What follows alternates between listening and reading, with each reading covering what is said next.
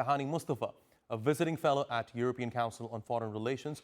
She joins me live from London. Great to have you here with us on TRT World. See, it's very much possible, isn't it, that Israel is going to use these deceased captives to violate the ceasefire agreement or perhaps just completely collapse it?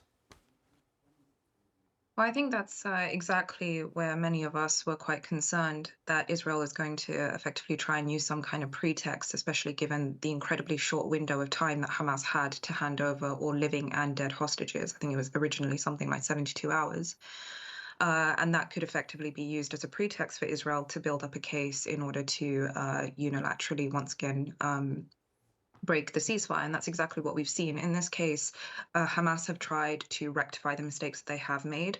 They have tried to behave in good faith.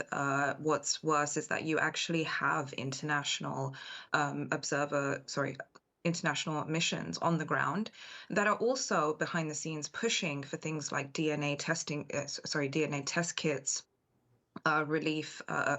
equipment that's needed in order to conduct the kinds of relief work that's needed, things like fuel, bulldozers, and other such types of equipment that is needed to effectively try and recover many of the dead under the rubble. And that's something that Israel's not allowing through, something that its US ally and those that are part of the Civil Military Coordination Committee that's also trying to work on post-war reconstruction, but also things that are needed in the interim period.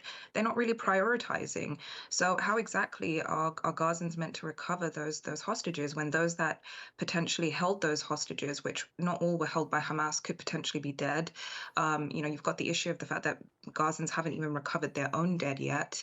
So there are quite a few number of obstacles, and worse yet, they're not getting the kind of international assistance that they need to make the ceasefire stick and to avoid the kinds of accusations that Israel is deploying in order to try and avoid having to go through with phase two now. Indeed, and I believe that these obstacles are something that have been acknowledged by stakeholders who are part of the ceasefire deal, like, for example, countries like the United States, President Donald Trump. I wonder whether or not do you think there's enough pressure on Israel right now not to use these so-called obstacles to violate the ceasefire agreement? Well, it's difficult to see any kind of serious substantive pressure on Israel to stop trying to build some sort of case in order to eventually break the ceasefire.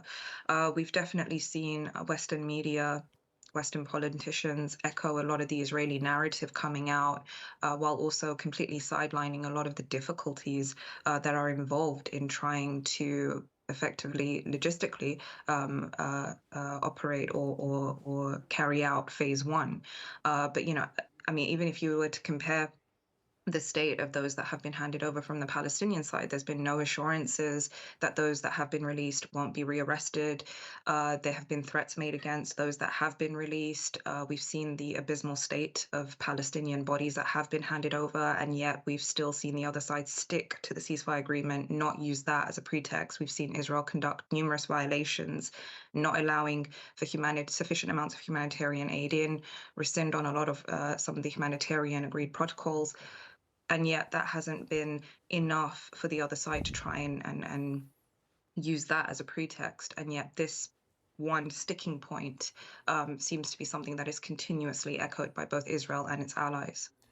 Tahani Mustafa, thanks very much for joining me here on TRT World. I really appreciate your taking out the time. Thanks very much.